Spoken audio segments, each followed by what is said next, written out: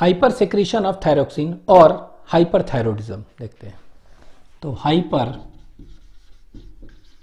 Secretion of thyroxine और इसी को कह सकते हैं हाइपर थायरॉयडिज्म।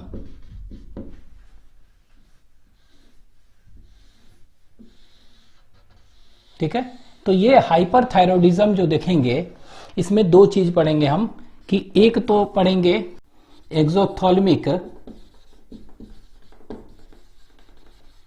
गॉइटर और ग्रेव डिजीज।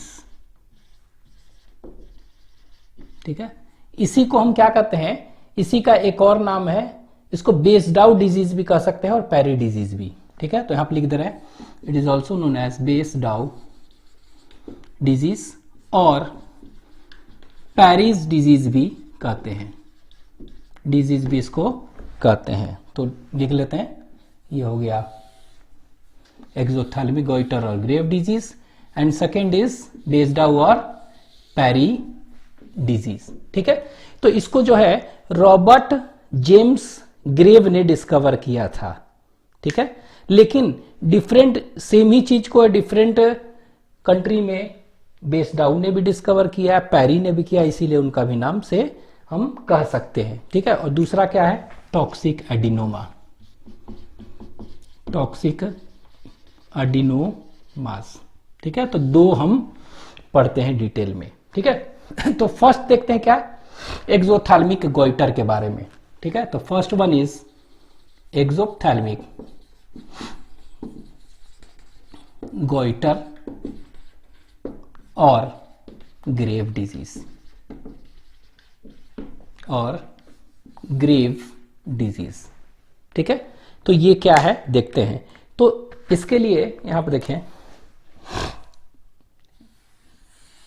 ये देखिए ये क्या है, थायराइड फॉलिकल्स पढ़े थे ना, तो ये थायराइड ग्लैंड का थायराइड फॉलिकल्स है। ये इस तरह से ऐसे ऐसे, it is lined by simple cuboidal glandular cells है, ऐसे ऐसे इस तरह से। ठीक है, इस पर क्या होता है कि रिसेप्टर्स होते हैं, रिसेप्टर है, और ये जो रिसेप्टर देख रहे हैं इसको कहते हैं टीएसएच रिसेप्टर। क्या है ये टीएसएच रिसेप्टर है, थायराइड स्टिमुलेटिंग रिसेप्टर, जिस पर कि कौन बाइंड करेगा आकर, इस पर बाइंड कौन करता है, तो इस पर बाइंड करता है एक्चुअली में thyroid stimulating hormone which is secreted by anterior pituitary. ठीक है, तो थायराइड स्टिमुलेटिंग हार्मोन ये क्या होता है, ये आकर इसमें बाइंड करता है। ठीक है, लेकिन होगा क्या, ये ऑटो इम्यून डिजीज है। तो ऑटो इम्यून डिजीज है तो इसके लिए क्या बन जाएगा, इसके लिए एंटीबॉडी बन जाएगा, तो इसको कहेंगे ऑटो एंटीबॉडीज बन जाएंगे। क्या बनेंगे इसके लिए, ऑटो एंटीबॉडीज। और ये ऑटो एंटीबॉडी क्या होगा, ये ऑटो एंटीबॉडी क्या होगा, ये इस पर टीएसएच रिसेप्टर को जाके स्टिमुलेट कर देगा। ठीक है, तो ये स्टिमुलेट कर देगा तो क्या हो जाएगा, थायराइड ग्लैंड का हाइपर एक्टिविटी कर देगा, और थायराइड ग्लैंड का क्या कर देगा, ये स्टिमुलेट किया ना, ये गया और इसको क्या कर दिया, ये स्टिमुलेट कर दिया। ठीक है, और जैसे ही स्टिमुलेट किया, ठीक है, तो ये क्या किया, यहां पर लिख दे रहे हैं, ये स्टिमुलेशन ऑफ कौन सा रिसेप्टर, टीएसएच रिसेप्टर। तो यहां पर लिख दे रहे हैं टीएसएच रिसेप्टर का स्टिमुलेशन कर दिया, और ये टीएसएच का स्टिमुलेशन कर दिया तो क्या हो जाएगा, ये हाइपर एक्टिव हो जाएगा ना, ये हाइपर एक्टिव हो जाएगा। ठीक है, थायराइड सेल्स, और ये हाइपर एक्टिव हो जाएगा तो ये क्या करेगा, ये T3 और T4 का सिंथेसिस क्या हो जाएगा, ज्यादा हो जाएगा। तो T3 एंड T4 का प्रोडक्शन क्या हो गया, ये ज्यादा हो गया। तो देख रहे हैं इस तरह से होता है। ठीक है, तो ये सिंथेसिस को ज्यादा कर दिया। तो यहां पर हम कह सकते हैं क्या, इट इज अ, लिख दे रहे हैं, it is a auto immune disease in which auto antibodies, ठीक है, आर फॉर्म्ड। ठीक है, और ये ऑटो एंटीबॉडीज जो है ना, ठीक है। ऑटो एंटीबॉडीज को हम कहते हैं क्या, इसको कहते हैं थायराइड स्टिमुलेटिंग इम्यूनोग्लोबुलिन और थायराइड ग्रोथ इम्यूनोग्लोबुलिन, ठीक है, ये कहते हैं। तो ये क्या हुआ, ऑटो इम्यून डिजीज है जिसमें कि auto antibodies are formed for किसके लिए बनता है, ये याद रखना है, टीएसएच रिसेप्टर के लिए, ठीक है, टीएसएच रिसेप्टर। तो यहां पर लिख दे रहे हैं ये क्या है, ऑटो इम्यून डिजीज है, ठीक है। ये किसके लिए बन रहा है, ऑटो एंटीबॉडीज जो बन रहा है ये बन रहा है, ठीक है। और ये किसके लिए बन रहा है, टीएसएच रिसेप्टर के लिए। तो देख रहे हैं ऑटो एंटीबॉडी बन रहा है, ठीक है। और ये क्या कर रहा है, ये तो बन रहा है, अब ये क्या कर रहा है, स्टिमुलेशन कर रहा है ना। तो यहां फिर से लिख दे रहे हैं, स्टिमुलेशन ऑफ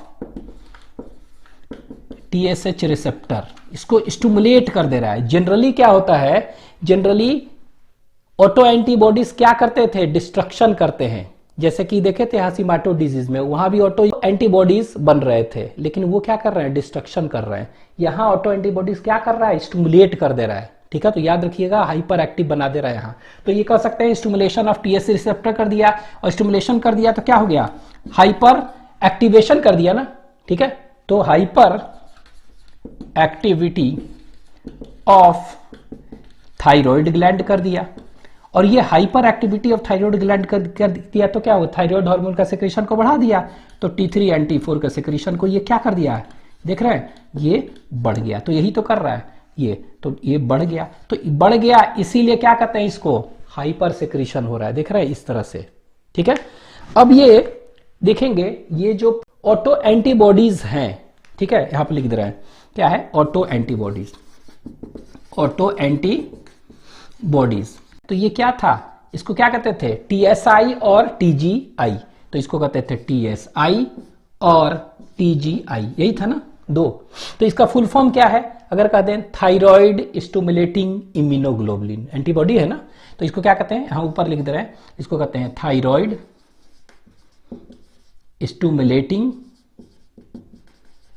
स्टिमुलेटिंग कौन सा, इम्यूनोग्लोबुलिन। तो आईजी लिख दें हम शॉर्ट में, इम्यूनोग्लोबुलिन, ठीक है।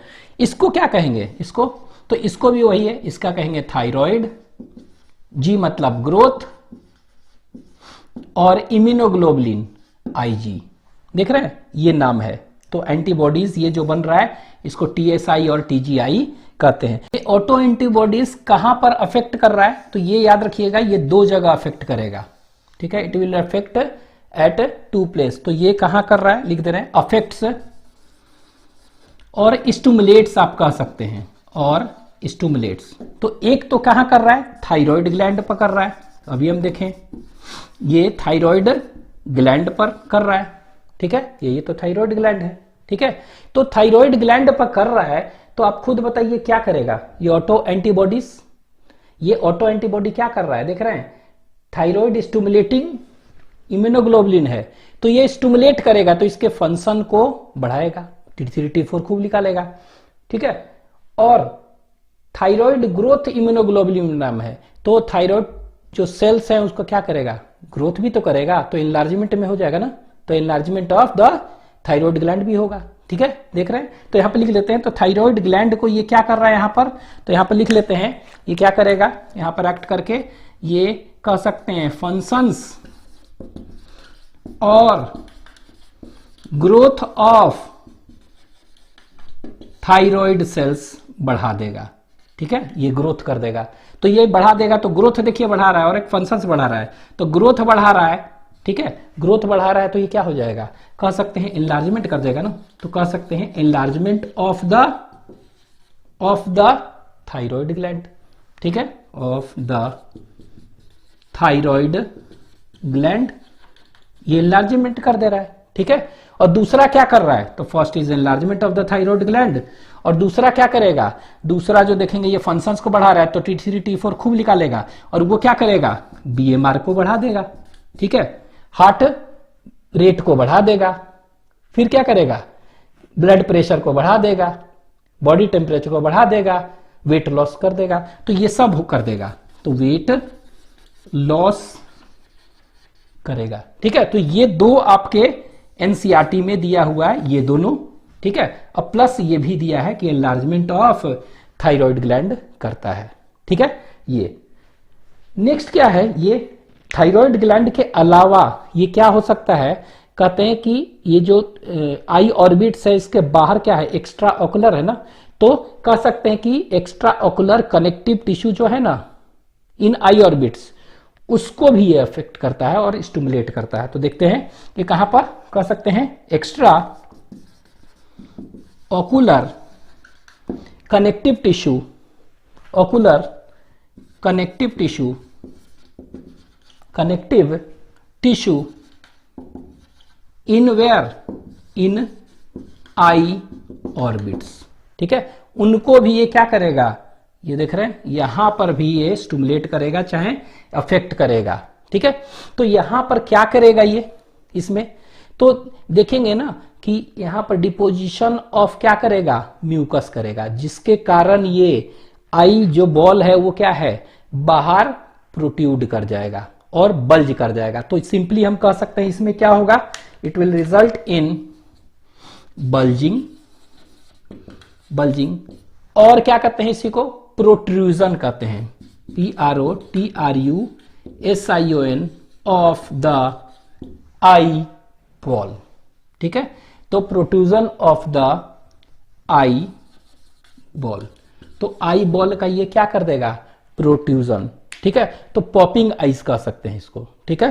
तो यहां पर हम लिख दे रहे हैं ये क्या करेगा, बल्जिंग और protrusion of the eye ball. तो आपके एनसीईआरटी में क्या दिया हुआ, ये दिया हुआ प्रोट्रूजन ऑफ आई बॉल्स। तो एक कर सकते हैं चाहे दोनों कर सकते हैं, और ये क्यों करेगा, due to accumulation of mucus in the eye orbits, ठीक है। तो ये हो गया आपका क्या, this is exophthalmic, exophthalmic goitre और ग्रेव डिजीज, ठीक है। ये तो इसमें आपको एनसीईआरटी में जो दिया है इसमें क्या होता है, ये याद रखना है, बीएमआर बढ़ जाता है, वेट लॉस हो गया, एनलार्जमेंट ऑफ थायराइड, और फिर प्रोट्रूजन ऑफ आई बॉल, 4 दिया हुआ है, ठीक है। अब देखिए एनलार्जमेंट जो है, ये एनलार्जमेंट जो होता है इसको हम क्या कहते हैं, this is termed as what, इसको हम कहते थे क्या, गोइटर, इसी को क्या कहते हैं हम, गोइटर कहते हैं ना।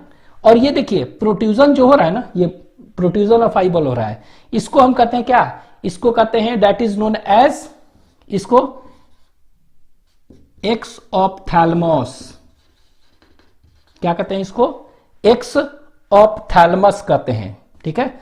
एक्स ऑफ थैलमस, THALMOS, ठीक है, EXOPTHALMOS, एक्स ऑफ थैलमस कहते हैं।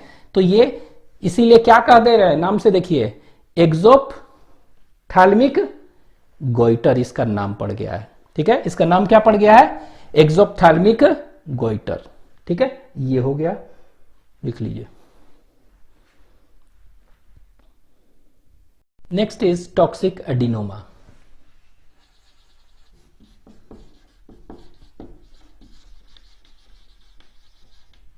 तो टॉक्सिक एडिनोमा जो है, ठीक है, इसको थायराइड एडिनोमा भी कहते हैं, ठीक है।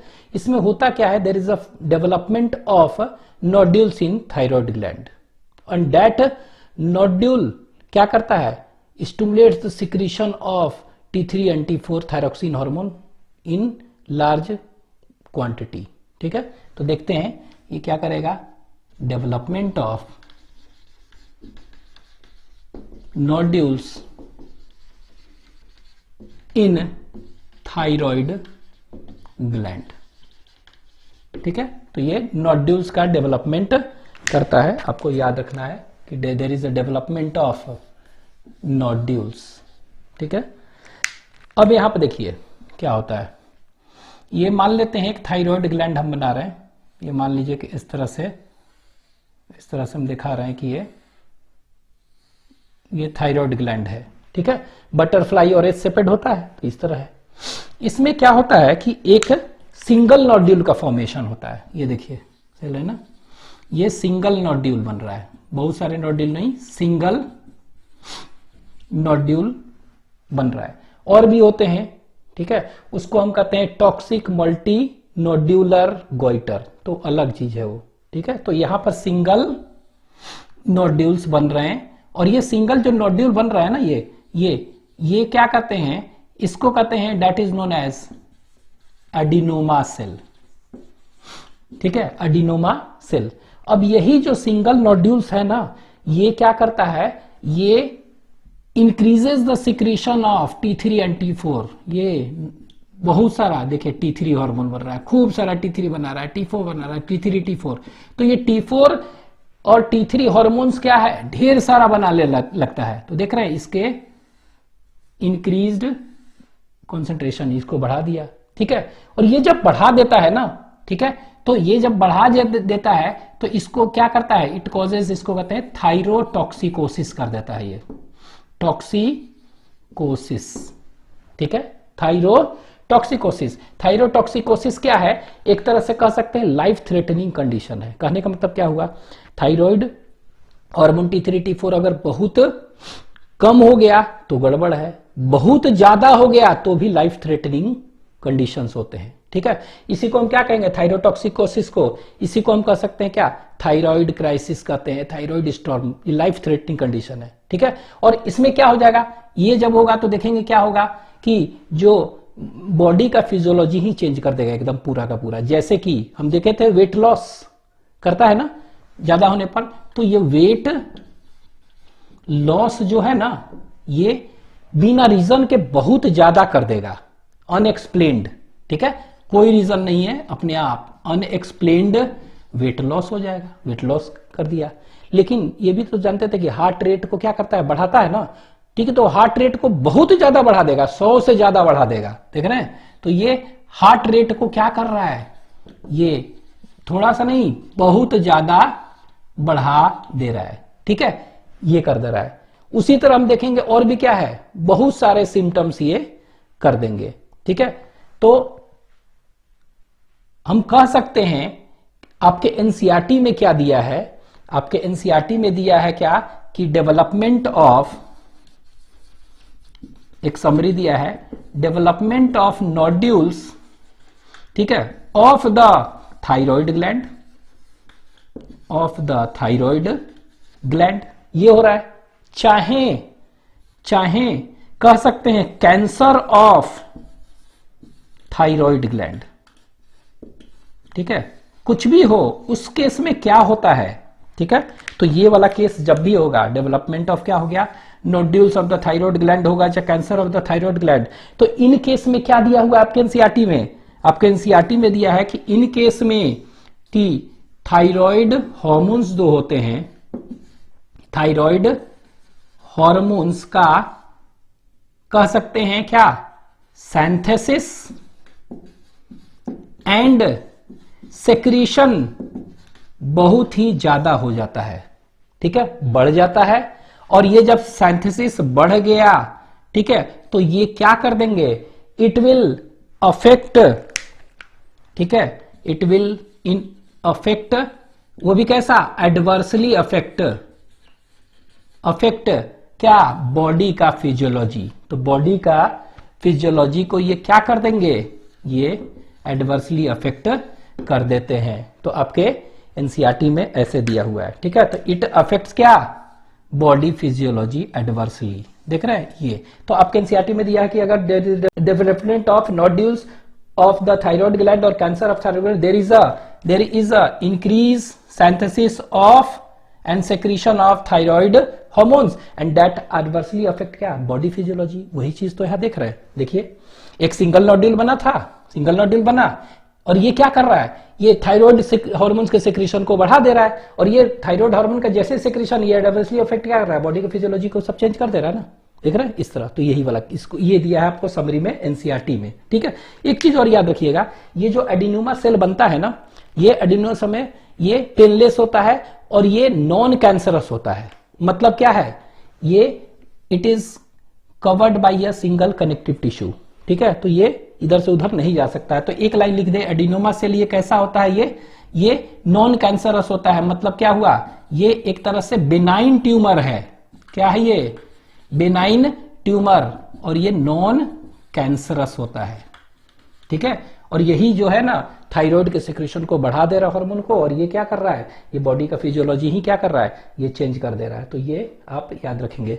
अच्छा ये क्या है, नियो ट्यूमर को हम क्या कहते हैं, बिनाइन ट्यूमर को neoplasm, this is also known as tumour को हम नियोप्लाज्म कहते हैं। तो ये कैसा डिजीज हो गया, ये कह सकते हैं it is a neoplastic disease, ठीक है, कह सकते हैं ना नियोप्लास्टिक डिजीज। तो यहां पर लिख दे रहे हैं ये कैसा डिजीज है,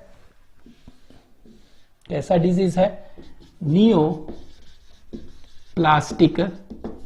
डिजीज हम कह सकते हैं, ठीक है, ये याद रखिएगा।